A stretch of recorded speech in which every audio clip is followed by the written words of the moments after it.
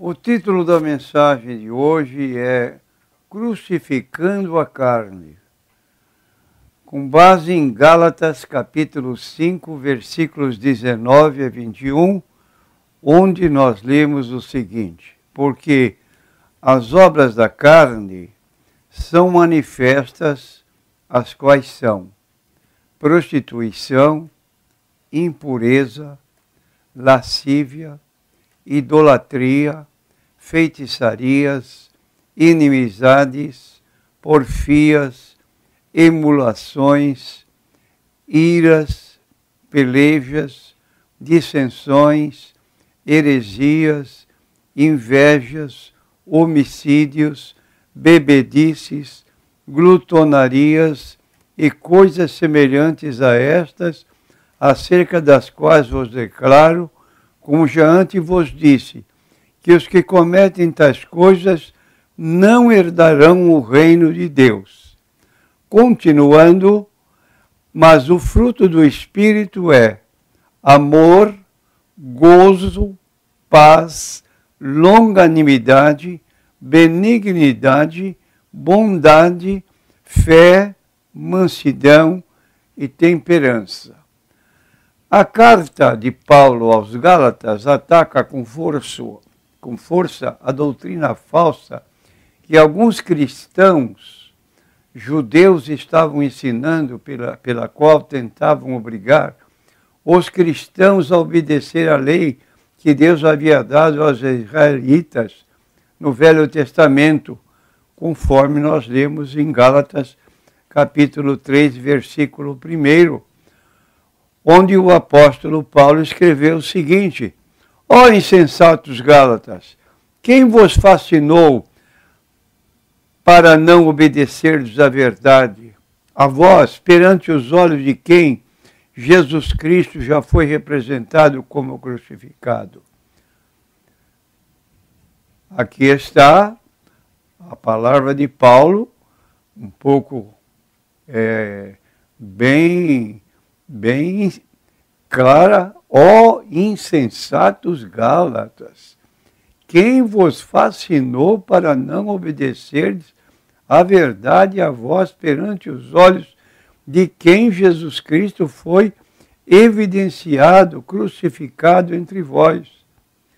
E no versículo 12, então, ele continua: só quisera saber isto de vós: recebestes o Espírito Santo pelas obras da lei ou pela pregação da fé? Versículo 3, sois vós tão insensatos que, tendo começado pelo Espírito, acabeis agora pela carne? Ele então demonstra efetivamente que nossa justificação é pela fé em Cristo e não pelas obras da lei de Moisés. Gálatas 2,16, nós lemos: sabendo que o homem não é justificado pelas obras da lei, mas pela fé em Jesus Cristo. Temos também crido em Jesus Cristo para sermos justificados pela fé em Cristo e não pelas obras da lei, porquanto pelas obras da lei nenhuma carne será justificada.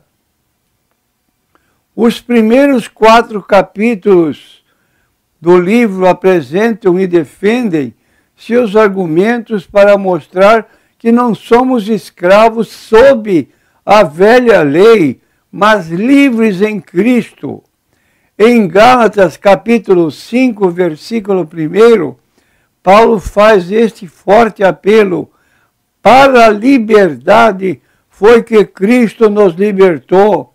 Permanecei, pois, firmes, e não vos submetais de novo a jugo da escravidão.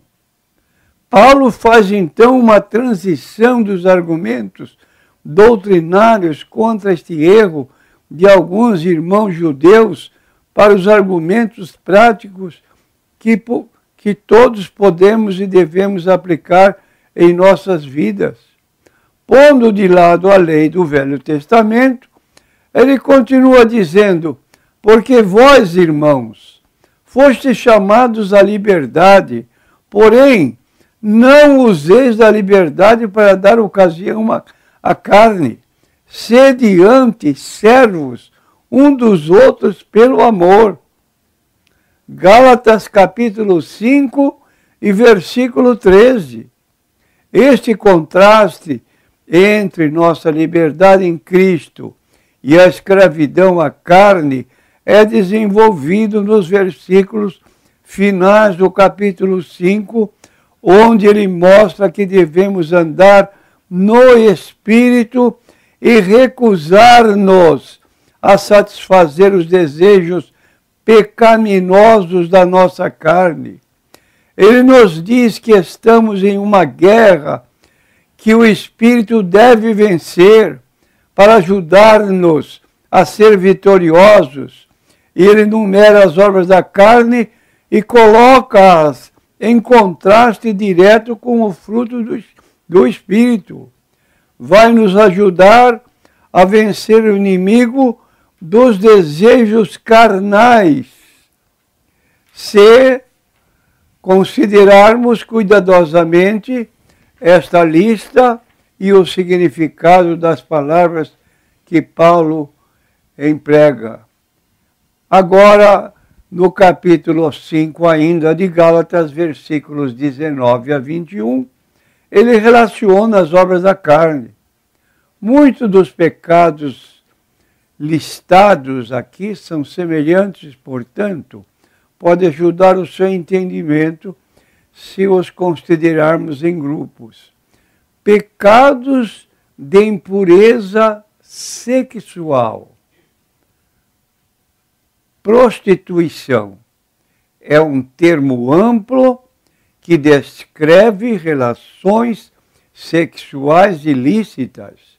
Sua origem, como pode ser entendida pela tradução comum, prostituição, vem de uma palavra que descrevia amor, que pode ser comprado e vendido, onde uma pessoa é usada e descartada.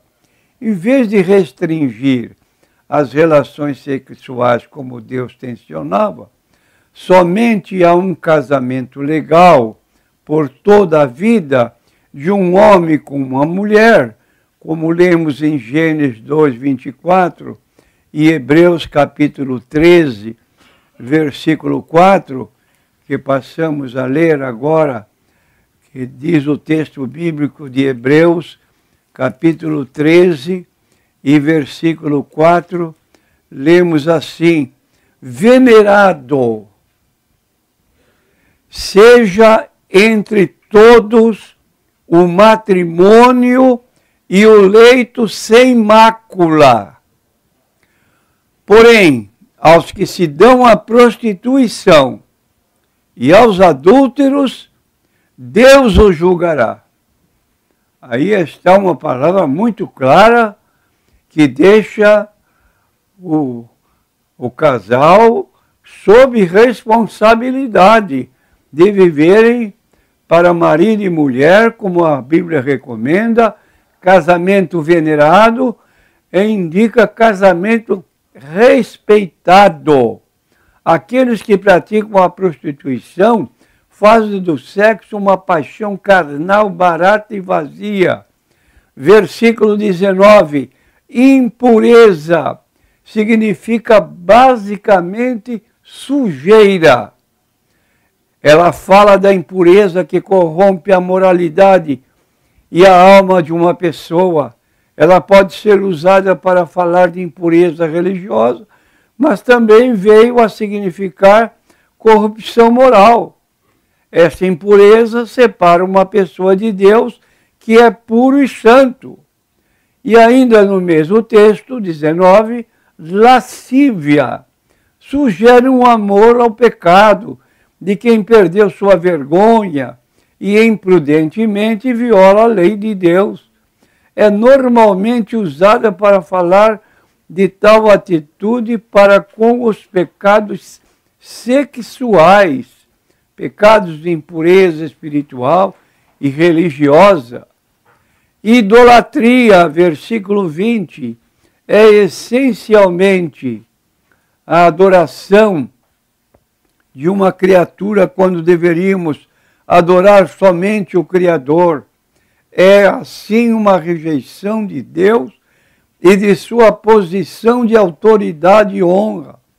Pode ser cometida na adoração a imagens, como nós lemos em Romanos, capítulo 1, versículos 19 a 23, que passaremos a ler para conhecimento dos nossos ouvintes, o que diz a Bíblia Sagrada nesse particular. Porquanto que de Deus se pode conhecer, nele se manifesta, porque Deus lhe manifestou.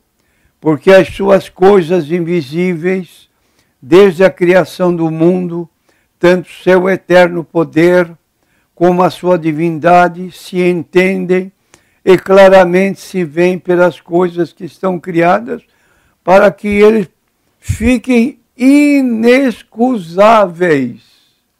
Então está aqui apontando essa colocação que acabamos de ler, porquanto, tendo conhecido a Deus, não o glorificaram como Deus, nem lhe deram graças, antes em seus discursos se desvaneceram, seu coração insensato se obscureceu, dizendo os sábios tornaram-se loucos, mudaram a glória do Deus incorruptível, em semelhança da imagem de homem corruptível, e de ave, e de quadrúpedes e de répteis. Que degenerescência aqui a Bíblia aponta com relação à forma de adoração que alguns homens, que algumas pessoas adotaram, ou na exaltação e na busca de coisas materiais, como lemos na Bíblia Sagrada, em Mateus 6, 24, que passamos a ler também para conhecimento dos nossos ouvintes. E aqui diz o texto bíblico da seguinte forma: ninguém pode servir a dois senhores, porque ou há de odiar um e amar o outro, ou se dedicará a um e desprezará o outro. Não podeis servir a Deus e a Mamão. Mamão aqui é um tipo de divindade ligado ao dinheiro. Era uma forma de indicar a pessoa que tinha mais apego ao dinheiro do que propriamente a Deus, ou na exaltação e na busca de coisas materiais. Então, o versículo 20 também do texto lido aponta feitiçaria. Vem da mesma raiz da palavra farmácia. Ela originalmente se referia a drogas medicinais e com o passar do tempo veio a ser associada com o abuso de drogas e finalmente com o abuso de drogas em bruxaria e feitiçaria. E ainda temos pecados contra outras pessoas.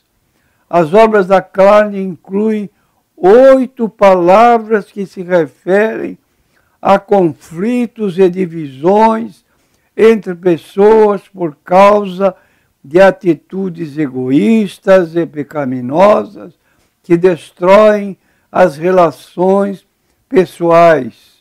Esses pecados têm destruído muitas amizades, famílias e igrejas e têm que ser vencidos para se andar sob a direção do Espírito Santo.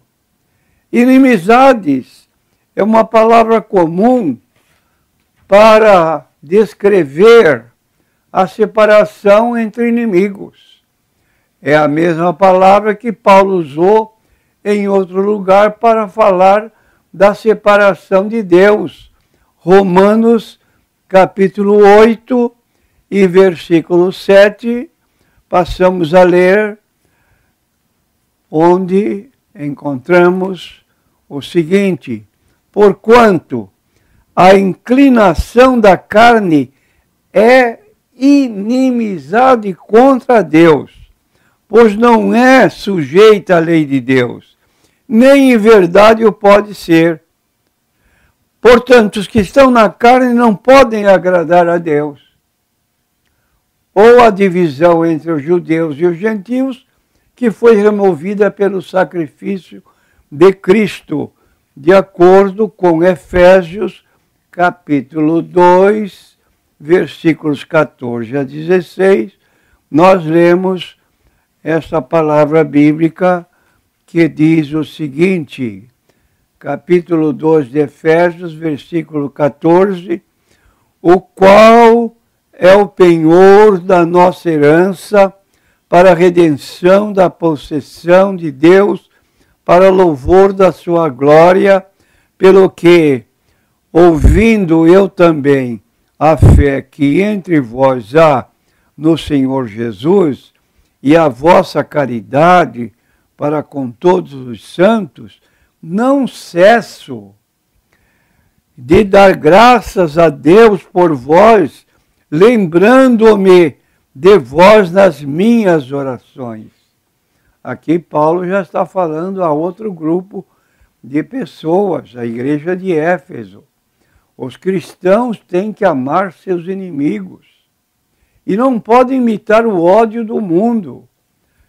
Palavras que Jesus declarou em Mateus capítulo 5, versículos 43 a 48, no famoso Sermão de Jesus, Sermão do Monte, onde nós lemos então, no capítulo 5, versículo 43 a 48, nós lemos o seguinte: ouviste que foi dito, amarás o teu próximo e aborrecerás o teu inimigo? Eu, porém, vos digo, amai a vossos inimigos. Bendizei os que vos maldizem, fazei bem aos que vos odeiam, e orai pelos que vos maltratam e vos perseguem, para que sejais filhos do vosso Pai que está nos céus, porque faz que o seu sol se levante sobre maus e bons, e a chuva desça sobre justos e injustos. Pois se amardes os que vos amam, que galardão havereis? Não fazem os publicanos também o mesmo? E se saudardes unicamente os vossos irmãos, que fazeis demais? Não fazem os publicanos também assim? Sede vós, pois, perfeitos, como é perfeito o vosso Pai que está nos céus. Palavras difíceis de serem guardadas, de serem obedecidas, mas são preceitos do Senhor Jesus Cristo no Sermão do Monte. Para os cristãos, amar seus inimigos e não pode imitar o ódio do mundo. E temos ainda porfias, no versículo 20. São o comportamento que resulta da atitude da inimizade. Esta palavra descreve debates, disputas e lutas que frequentemente ocorrem quando pessoas estão preocupadas de modo egoísta em proteger seus próprios interesses. E ainda ciúmes é uma palavra que fala do medo de perder alguma coisa, que leva a conflitos com outros e até mesmo a ressentimentos e ódios a outras pessoas. Iras é uma palavra forte que descreve a fúria e o impulso violento contra coisas ou pessoas que nos ofendem.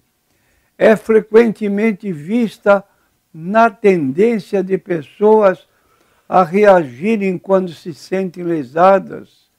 Em contraste, Paulo disse que não temos que procurar vingança, mas devemos deixar a Deus o exercício da justiça. Romanos, capítulo 12, versículos 19 a 21, nós lemos a recomendação bíblica para esses casos que estamos lendo. Capítulo 12, versículo 19 a versículo 21, diz o texto bíblico: Não vos vingueis a vós mesmos, amados, mas dai lugar à ira, porque está escrito: minha é a vingança, eu darei a recompensa, diz o Senhor. Portanto, se o teu inimigo tiver fome, dá-lhe de comer. Se tiver sede, dá-lhe de beber, porque fazendo isto, amontoarás brasas de fogo sobre a sua cabeça.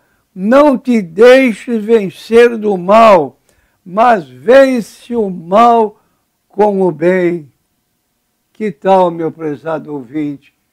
Está disposto a obedecer a palavra de Deus nesse particular? É o que a Bíblia recomenda. Discórdias descrevem as dissensões que resultam de ambições egoístas. É uma palavra política que descreve a campanha partidária pela honra e posição. Tal política não tem lugar entre os servos de Cristo.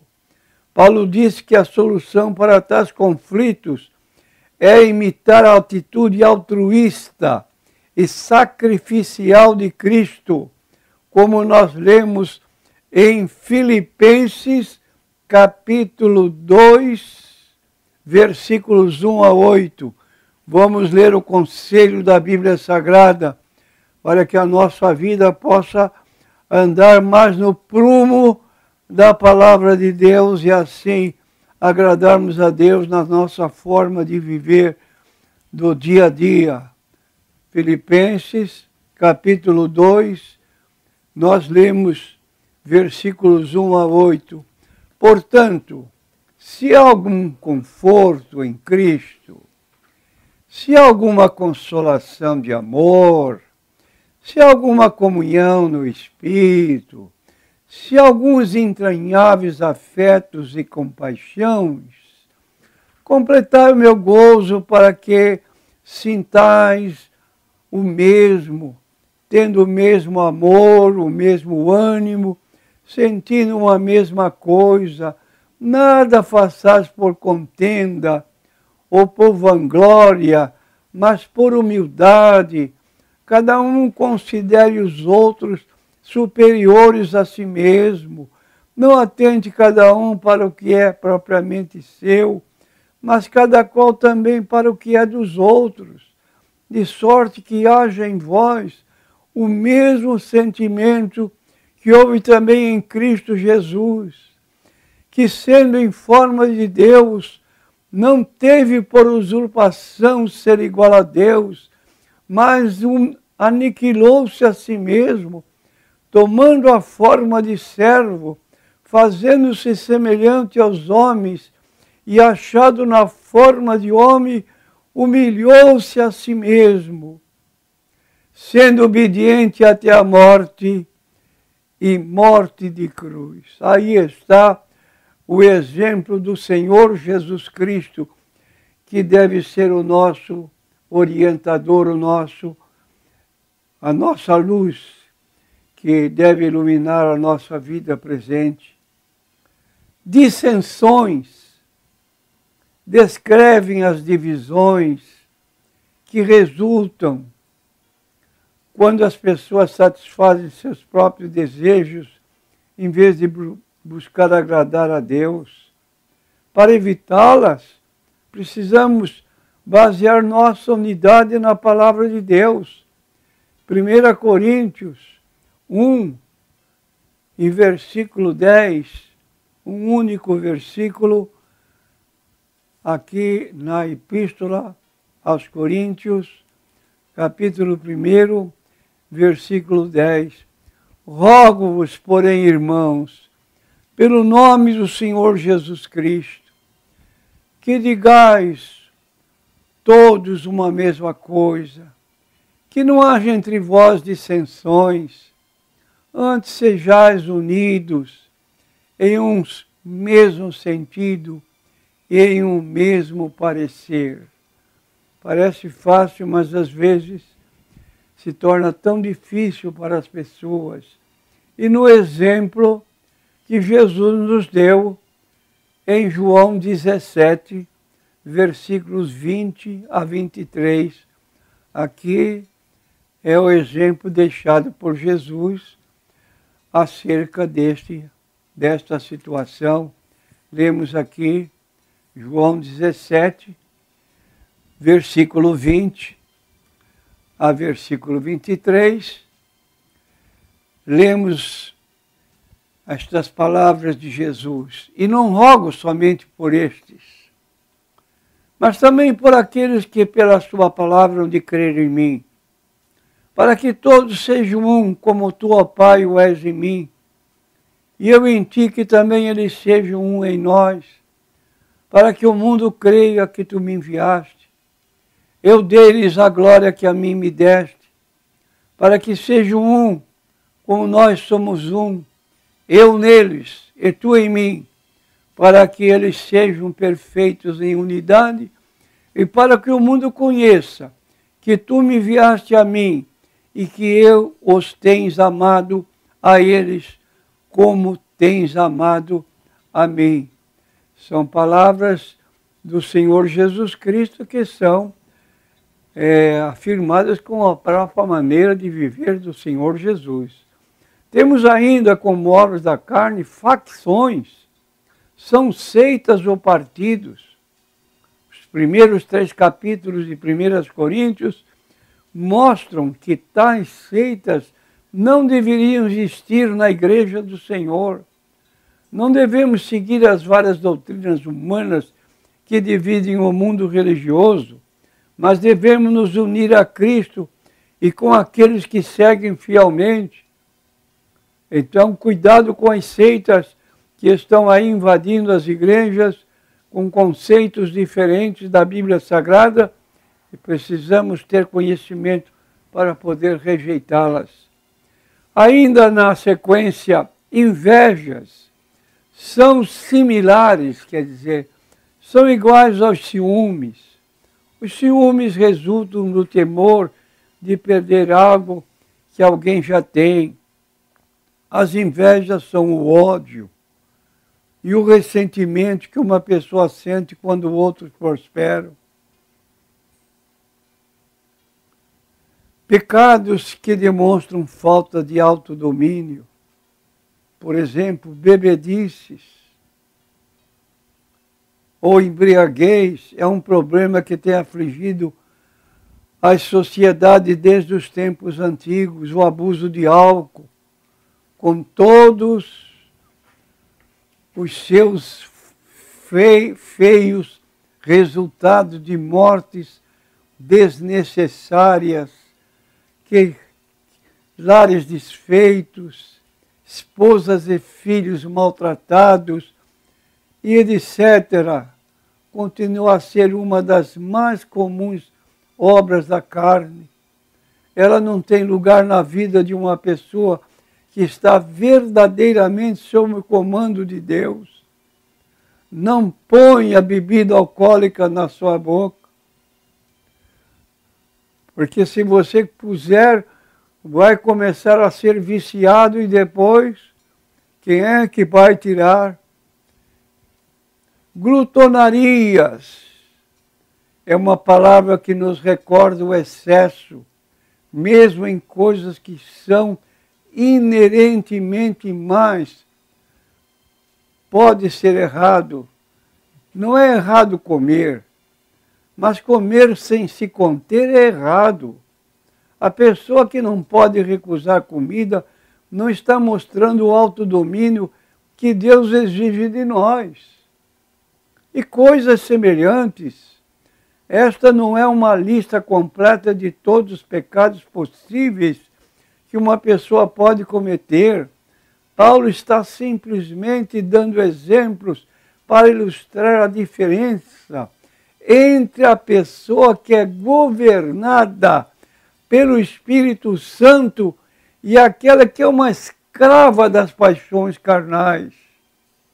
Ele não está desafiando a retirar essas coisas de nossas vidas para que possamos viver e andar no Espírito. A consequência do servir a carne, Paulo não deixa dúvida em seu comentário final, no versículo 21, a respeito das quais eu vos declaro, como já outrora vos preveni, que não herdarão o reino de Deus os que tais coisas praticam. Há uma ligação inegável entre nossa conduta e nossa salvação eterna. A pessoa que não permite ao Espírito Santo mudar totalmente a sua vida e remover tal carnalidade, não receberá o prêmio de um lar eterno com Deus. Devemos ser transformados de dentro para fora, conforme lemos em Romanos capítulo 12, versículos 1 e 2. Diz o texto bíblico da seguinte forma, vamos ler para encerrar este comentário. Rogo-vos, pois, irmãos, pela compaixão de Deus, que apresenteis os vossos corpos em sacrifício vivo, santo e agradável a Deus, que é o vosso culto racional, culto inteligente, culto que parte de um raciocínio lógico, de poder servir a Deus. E olha que Paulo está usando uma terminologia de alguém que está pedindo um favor. Rogo-vos, é um pedido de favor, pela compaixão de Deus, que apresenteis os vossos corpos em sacrifício vivo, santo e agradável a Deus, que é o vosso culto racional, culto inteligente, e não vos conformeis com este mundo, mas transformai-vos pela renovação do vosso entendimento, para que experimenteis qual seja a boa, agradável e perfeita vontade de Deus. Temos vontade de agradar a Deus de todo o coração? Então a palavra é: não se conforme, não se adapte a este mundo, nos seus costumes que são contrários à vontade de Deus. Procure servir a Deus de todo o coração, inteligentemente, usando do seu conhecimento da Bíblia Sagrada, para que Deus seja alguém que pode controlar a sua vida para a sua melhor situação, enquanto tem a sua vida aqui presente neste mundo. Amém.